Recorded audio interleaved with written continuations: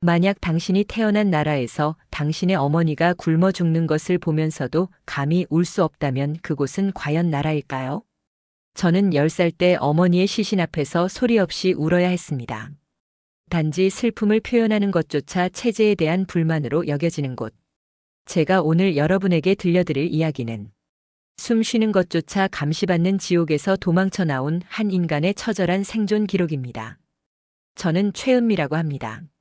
20해 전 저는 북한 함경북도 회령의 한 가정집에 살고 있었습니다. 제가 오늘 여러분에게 들려드릴 이야기는 북한에서 태어난 한 여자가 인간답게 살 권리를 찾아 수천 킬로미터를 걸어 여러 국경을 넘어야 했던 목숨을 건 3년간의 탈북 여정에 대한 이야기입니다. 이 이야기는 단지 배고픔을 피해온 이야기가 아닙니다. 그것은 진실을 알게 된 자의 피할 수 없는 도주록이자 자유를 향한 인간의 본능적인 몸부림이었습니다. 지금 이 시간에도 북한 땅에 남아있는 제 동무 친구들은 배고픔과 감시 속에 살아가고 있습니다. 저의 이야기가 시작된 1990년대 중반은 북한 역사상 가장 비극적인 시기였습니다. 흔히 고난의 행군이라 불리는 시기입니다. 저희 아버지는 탄광에서 일하는 노동자였지만 배급은 끊긴 지 오래였습니다. 어머니는 매일 산에 올라가 나무 껍질을 벗기고 풀뿌리를 캐서 우리 네 식구의 목숨을 이어갔습니다. 사회주의 낙원이라 배워왔던 우리의 삶은 하루하루가 생지옥이었습니다. 저는 그때 겨우 10살 남짓이었지만 제 눈앞에서 사람이 굶어 죽는다는 사실을 너무나 명확히 보았습니다. 제 옆집에 살던 아이는 영양실조로 배가 풍선처럼 부풀어 올라 결국 숨을 거두었습니다. 그 아이의 어머니가 밤새 통곡하던 소리는 아직도 제 귀에 생생합니다. 저는 오늘 이 자리에서 여러분이 미처 알지 못했던 북한의 실상, 그리고 그 지옥을 뚫고 자유를 찾아 나선 저의 모든 여정을 가감없이 이야기할 것입니다. 이 이야기는 무겁고 때로는 잔인할 수 있습니다. 하지만 이 진실을 외면해서는 안 된다는 간절함으로 용기를 내었습니다. 자, 그럼 저의 이야기를 들려드리겠습니다. 저는 12살이 되던 해, 그때가 2000년 초였습니다. 회령의 거리는 늘 잿빛이었고 사람들의 얼굴은 생기를 잃은 채 흑빛이었습니다. 학교에서는 매일 수령님에 대한 충성의 노래를 불러야 했지만 제 배에서는 꼬르륵 소리가 멈추지 않았습니다. 저희 집은 여전히 배고팠고 아버지는 술을 마시는 날이 늘어갔습니다. 저희의 일상은 생활총화와 배고픔으로 점철되어 있었습니다. 북한 주민이라면 누구나 매주 의무적으로 참석해야 하는 생활총화는 사실상 서로를 감시하고 비판하는 자리였습니다. 김일성 동지와 김정일 동지의 가르침에 얼마나 충실했는지 스스로 반성하고 이웃의 잘못을 고발해야 했습니다. 한 번은 어머니가 감기에 걸려 생활총화에 빠지신 적이 있었습니다. 다음 날 동네 인민반장이 저희 집을 찾아와 큰 소리로 호통을 쳤습니다. 동무는 혁명과업 수행보다 개인의 안일이 더 중요한가? 사상성이 해이해지면 공동체 전체가 위험하다. 어머니는 고개를 들지 못하셨습니다. 저는 그 모습을 보면서 왜 아픈 것도 죄가 되어야 할까? 하는 의문을 품기 시작했습니다. 배급제가 붕괴된 후 저희는 암시장에서 물건을 사고 파는 장마당에 의존하기 시작했습니다.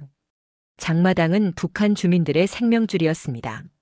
어머니는 집에서 몰래 만든 비누나 아버지의 낡은 시계를 내다 팔아 옥수수 가루 한 줌을 사오셨습니다. 장마당에서는 늘 감시원들의 눈을 피해 은밀하게 거래가 이루어졌습니다. 돈주라 불리는 신흥 부유층과 하루하루 끼니를 걱정하는 일반 주민들 사이에 극심한 빈부격차가 벌어지고 있었습니다. 체제는 모두가 평등한 사회주의 낙원을 외쳤지만 현실은 계급과 돈이 지배하는 냉혹한 곳이었습니다. 제가 가장 충격받았던 것은 아사자들의 처리 방식이었습니다. 기차역이나 길거리에서 굶어 죽은 시신은 그저 천막으로 덮어두었다가 밤이 되면 소리 소문 없이 치워졌습니다. 마치 그들은 처음부터 존재하지 않았던 사람들처럼 말입니다. 사람들은 무서워서 감히 그 시신을 들여다보지도 못했습니다. 고난의 행군을 거치며 북한 주민들은 극한의 공포 속에서 생존만을 목표로 하는 짐승처럼 변해갔습니다.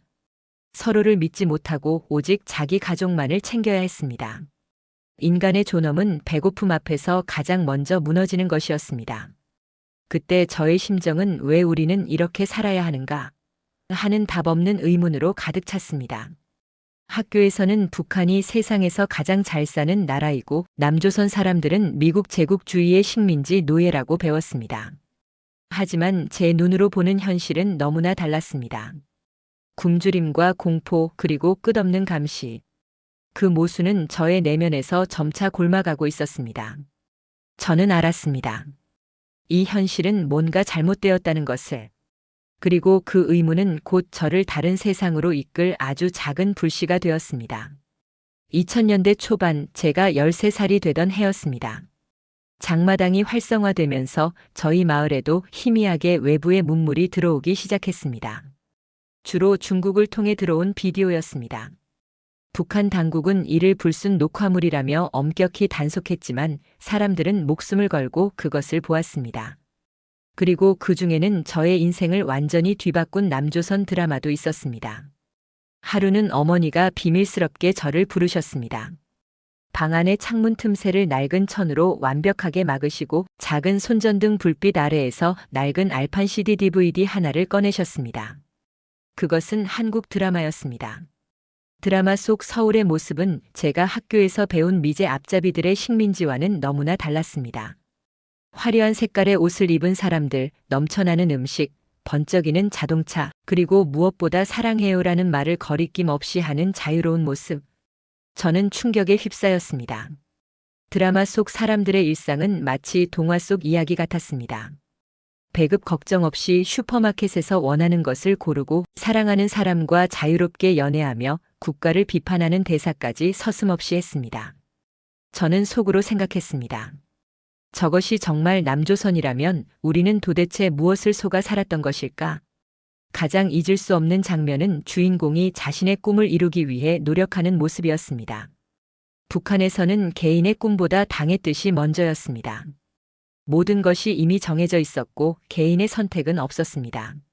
하지만 드라마 속 사람들은 자신의 의지대로 삶을 선택하고 실패해도 다시 도전할 수 있었습니다. 그때 저는 처음으로 나도 내 인생을 스스로 선택하고 싶다는 강렬한 욕망을 느꼈습니다. 이 비밀스러운 시청은 저와 어머니에게 일종의 해방구였습니다. 하지만 이것은 목숨을 건 행위였습니다. 불순 녹화물을 소지하거나 시청하다 발각되면 반동분자로 몰려 정치범 수용소에 끌려가거나 공개 처형당할 수 있습니다. 한 번은 동네에서 몰래 한국 노래를 들었던 청년이 보위부에 끌려가 잔혹하게 구타당한 끝에 실종되는 사건이 있었습니다. 이 사건은 저에게 자유가 얼마나 값비싼 대가를 치러야 하는 것인지를 깨닫게 했습니다. 하지만 이미 진실의 맛을 본 저는 더 이상 체제의 거짓말을 견딜 수 없었습니다. 저는 그때 비로소 알았습니다. 우리를 굶주리게 하고 공포 속에서 살게 만든 것은 미제의 봉쇄나 자연재해가 아니라 바로 이 체제 자체라는 것을 말입니다. 드라마를 통해 본 바깥 세상은 저에게 희망이라는 두 글자를 주었습니다. 하지만 희망은 공짜가 아니었습니다. 이 지옥을 벗어나기 위해서는 제가 상상할 수 없는 위험을 감수해야 한다는 것을 깨달았습니다.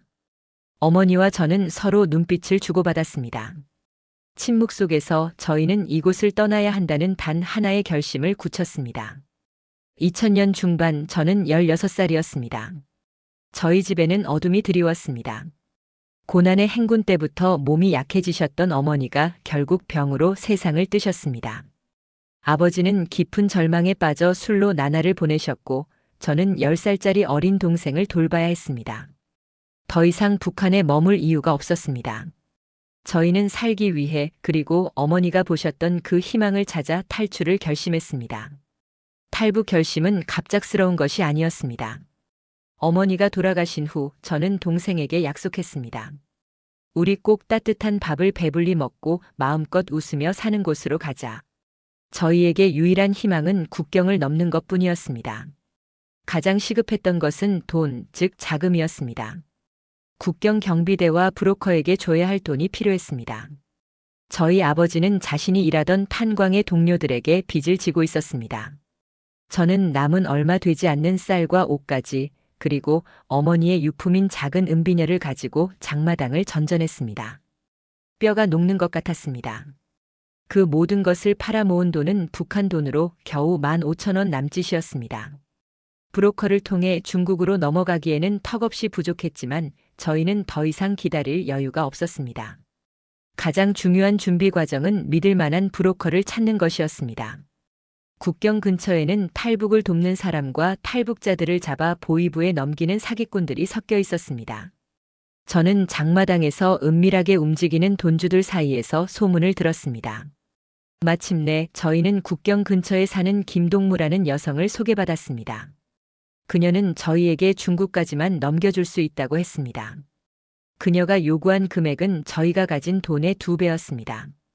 저희는 간절하게 사정했고 결국 저희가 가진 전 재산을 그녀에게 넘기는 조건으로 동생과 저 2명을 국경까지 안내해 주기로 약속받았습니다.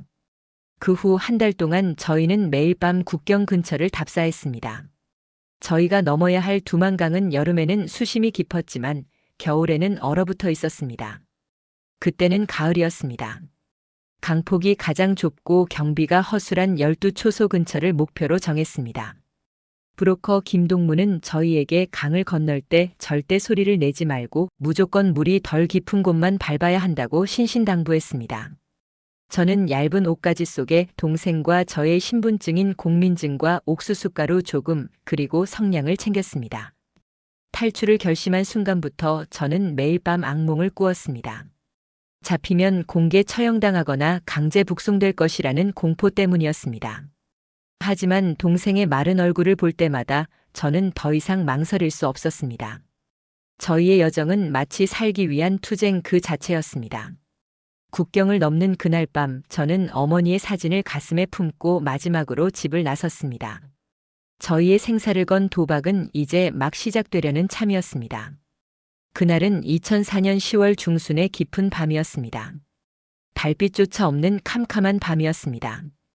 회령에서 국경까지 걸어가는 내내 동생과 저는 아무 말도 하지 않았습니다. 오직 발밑의 흙소리와 심장이 쿵쿵 뛰는 소리만이 들릴 뿐이었습니다. 국경 경비 초소가 멀리 희미한 불빛으로 보였고 그 앞에는 죽음의 강, 두만강이 검은 그림자처럼 흐르고 있었습니다. 브로커 김동무는 저희를 두만강 근처 숲속에 숨겨두고 경비대원들의 순찰 시간을 확인했습니다. 자, 지금이다. 저쪽 강변에 보이는 큰 돌멩이까지만 전력으로 달려가고 절대 잡담하지 마. 그녀의 목소리는 떨리고 있었습니다.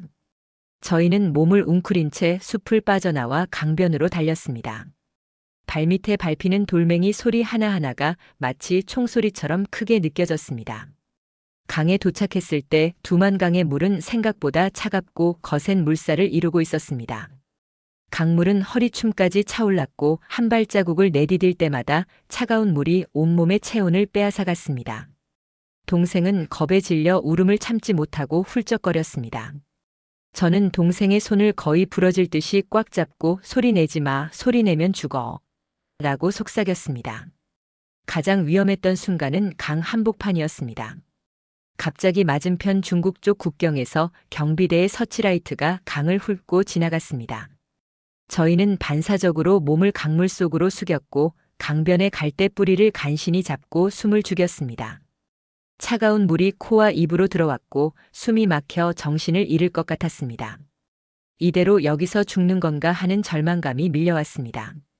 서치라이트가 지나간 후 저는 동생을 끌어안고 필사적으로 헤엄치듯 강 건너편으로 나아갔습니다. 마침내 발밑에 단단한 흙이 느껴졌을 때 저희는 중국 땅에 도착했음을 알았습니다. 젖은 몸으로 강변을 기어 올라갔습니다. 그 순간 뒤편 북한 국경 초소에서 총소리가 들려왔습니다. 멈춰. 반동분자들. 아마도 저희가 강을 건넌 것을 발견한 듯 했습니다.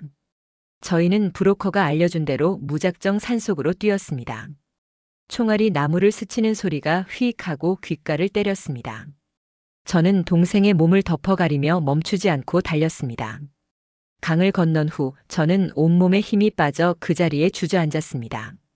동생은 저의 품에 안겨 떨고 있었습니다.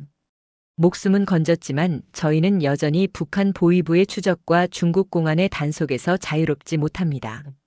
안도의 눈물보다 이제부터 시작이다라는 막막함과 공포가 더 컸습니다. 저희는 자유를 향한 첫 단계를 성공했지만 그것은 또 다른 지옥으로 들어가는 문이었습니다. 중국 땅은 저희에게 안식처가 아니라 또 다른 위험과 숨막히는 도피의 연속일 뿐이었습니다. 중국 땅에 발을 디딘 후 저희는 탈북자가 아닌 불법 체류자가 되었습니다. 저희를 기다리고 있던 것은 자유가 아니라 또 다른 형태의 억압과 공포였습니다. 브로커는 저희를 조선족 마을의 한 허름한 창고로 데려갔습니다. 그곳에는 이미 20명이 넘는 탈북자들이 숨어 있었습니다. 중국 공안의 단속, 브로커의 협박, 그리고 인신매매의 위험이 저희를 덮쳤습니다. 중국에서의 삶은 북한에서의 배고픔과는 또 다른 절망이었습니다. 저희는 밥을 먹는 대신 숨을 쉬는 것이 더 어려웠습니다. 특히 저와 같은 어린 여성 탈북자들은 인신매매의 위험에 노출되어 있었습니다. 브로커들은 저희를 조선족이나 한족 남성들에게 팔아넘기려 했습니다. 많은 여성 동무들이 강제로 시집을 갔고 원치 않는 결혼 생활을 이어가야 했습니다. 그들은 잡히면 강제 북송되어 죽는 것보다 노예 같은 삶이라도 사는 것이 낫다고 생각했습니다. 저는 동생과 함께 숨어 지내면서 절대 붙잡히지 않겠다는 일념 하나로 버텼습니다. 브로커는 저희에게 농장이나 식당에서 일할 것을 강요했습니다. 너희는 신분이 없는 불법 체류자인 거 알고 있지? 내 말을 듣지 않으면 공안에 신고할 것이다. 브로커는 저희의 약점을 이용해 노동력을 착취했습니다.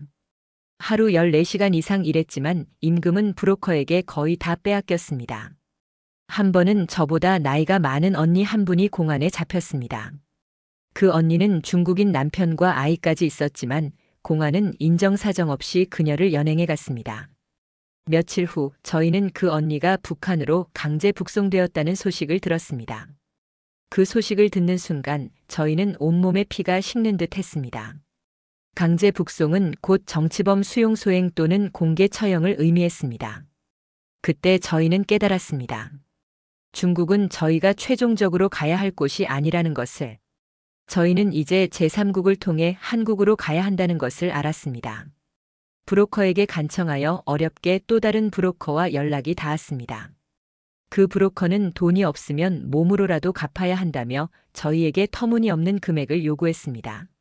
저희는 가지고 있던 모든 폐물을 주고 앞으로 한국에 도착하면 갚겠다는 약속을 하고서야 다음 여정을 준비할 수 있었습니다.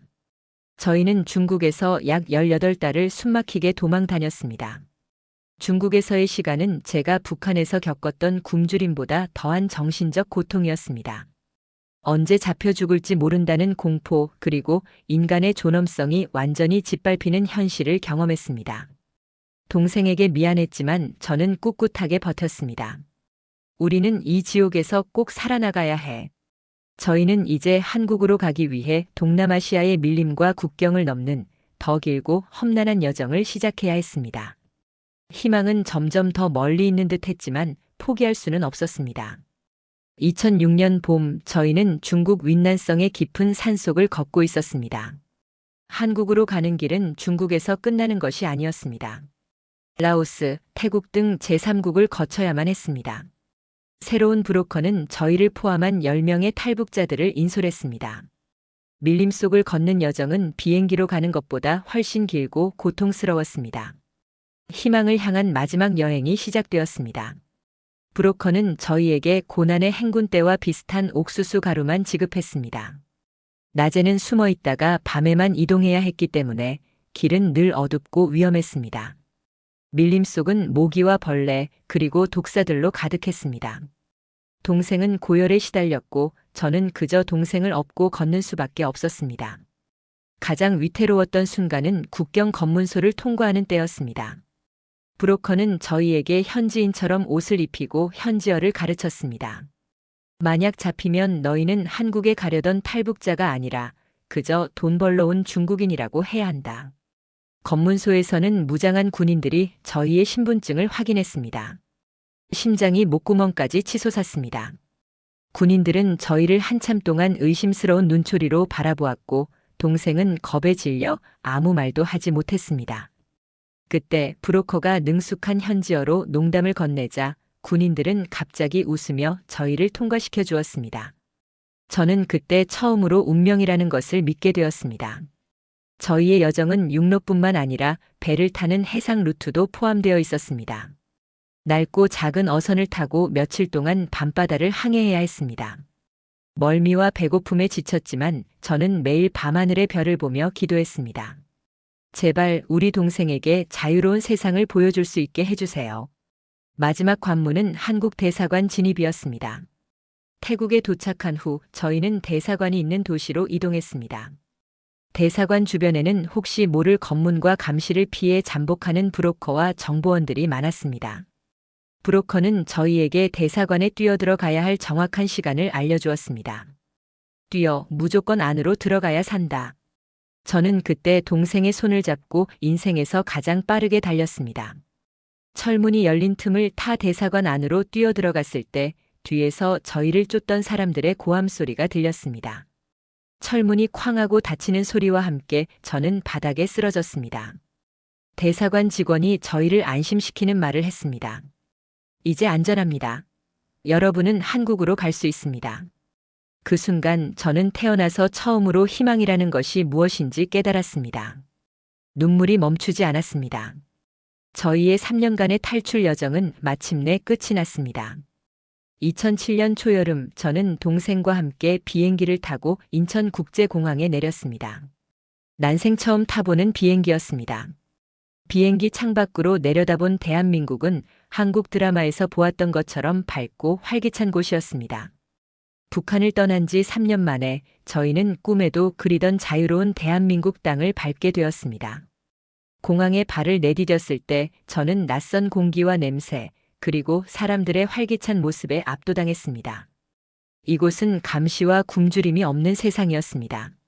저는 눈물을 참지 못하고 주저앉았습니다. 옆에 있던 동생은 제 팔을 잡고 조용히 말했습니다. 언니, 여기가 우리가 오려던 곳 맞지? 저는 고개를 끄덕일 수밖에 없었습니다. 한국에 정착하는 과정은 쉽지 않았습니다. 저희는 먼저 하나원이라는 정착지원시설에서 사회 적응 교육을 받았습니다. 신분증, 은행 계좌, 휴대전화. 이 모든 것이 저에게는 낯설고 신기한 문명이었습니다. 가장 충격적이었던 것은 자유로운 비판이었습니다. 텔레비전에서 대통령을 비판하는 뉴스를 보았을 때 저는 너무 놀라서 채널을 돌리려고 했습니다. 저의 행동을 본 직원이 웃으며 괜찮아요, 은미 씨. 여기서는 누구나 자기 생각을 말할 수 있어요. 그것이 자유입니다라고 말했습니다. 그때 저는 진정한 자유의 의미를 깨달았습니다. 자유는 배불리 먹는 것 이상의 의미였습니다. 그것은 내가 하고 싶은 말을 할 수 있는 권리, 내가 원하는 직업을 선택할 수 있는 권리, 그리고 내가 듣고 싶은 음악을 들을 수 있는 권리였습니다. 저는 악착같이 공부했습니다. 한국 사회에 적응하기 위해 밤늦게까지 책을 읽고 컴퓨터를 배웠습니다. 지금 저는 작은 가게를 운영하며 당당한 대한민국의 국민으로 살아가고 있습니다. 저의 동생은 대학교에서 열심히 공부하고 있습니다. 저희는 매일 따뜻한 밥을 먹고 밤에는 전기 걱정 없이 밝은 집에서 잠을 잡니다. 북한에서는 상상조차 할 수 없었던 평범한 일상이 저에게는 가장 소중한 행복입니다. 저는 지금도 매일 아침 눈을 뜰 때마다 감사합니다. 이 모든 것이 자유 덕분이라는 것을 알기 때문입니다. 하지만 저는 북한에 남아있는 동포들을 잊지 않고 있습니다. 저의 고향 동무들은 아직도 그 지옥에서 고통받고 있습니다. 저는 이 자리에서 여러분께 간곡히 부탁드립니다. 저의 이야기가 북한 주민들의 인권과 자유에 대한 관심으로 이어지기를 바랍니다. 저의 작은 목소리가 그들의 어둠에 비추는 희망의 빛이 되기를 소망합니다. 지금까지 제 이야기를 들어주셔서 감사합니다.